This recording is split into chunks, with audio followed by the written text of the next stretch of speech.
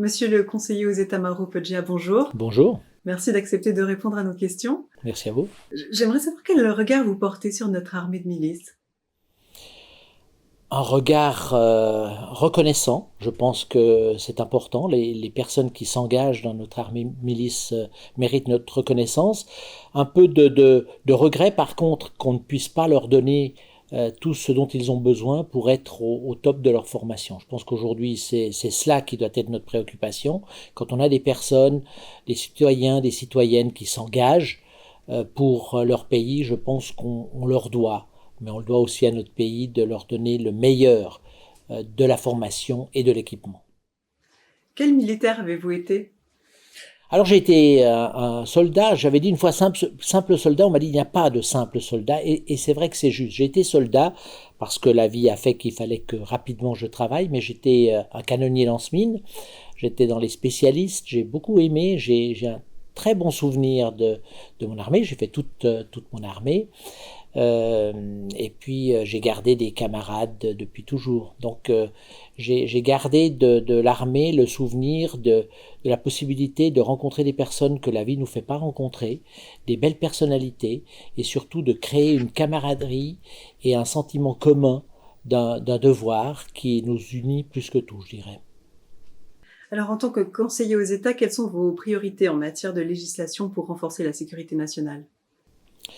Alors, il y a beaucoup de choses à faire. Je pense qu'il faut effectivement protéger nos frontières, mais au-delà de cela, on se rend bien compte que ce qui est plus important que tout, c'est de donner à notre armée les moyens de faire son travail.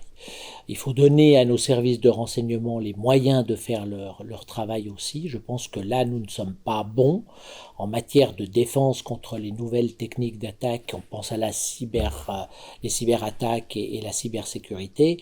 On pense aussi aux drones, où là, il y a passablement à faire. On se rend compte que nos places d'armes ne sont pas sécurisées suffisamment. Et je pense qu'il faut surtout plus que des lois, parce que je dirais les personnes qui sont là où elles sont en termes de sécurité savent quelles sont leurs missions et leurs besoins. Ce qu'il faut, c'est leur donner des moyens pour remplir leur mission. Quels sont les principaux défis politiques que vous rencontrez lorsque vous proposez des réformes de sécurité? Il y a, je pense, une inertie, mais dans tous les domaines, qui fait que le changement n'est jamais bien perçu. Je pense qu'il y a une lenteur à percevoir la gravité du moment que nous vivons aujourd'hui. La Suisse a été, ou mal ou bien habituée, on a la chance d'avoir été préservé quand même de grands conflits. Et je pense qu'il y a une difficulté à se dire que nous n'arriverons pas à finalement arrêter les malveillants, pour prendre un terme général, avec la diplomatie. Je pense qu'on a encore cette illusion que l'image de la Suisse à l'étranger est tellement forte qu'on n'osera pas nous toucher. Et je pense qu'il faut se réveiller. Nous nous rencontrons à l'occasion du Forum Sécurité Genève, dont c'est la première édition. Quel est le message clé que vous souhaitez faire passer aujourd'hui?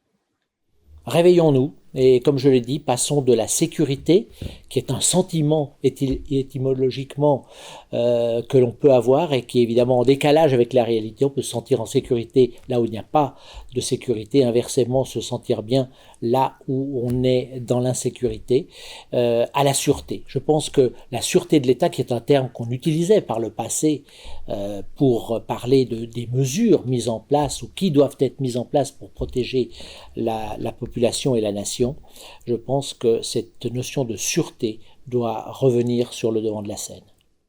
Mauro Poggia, merci. Merci à vous.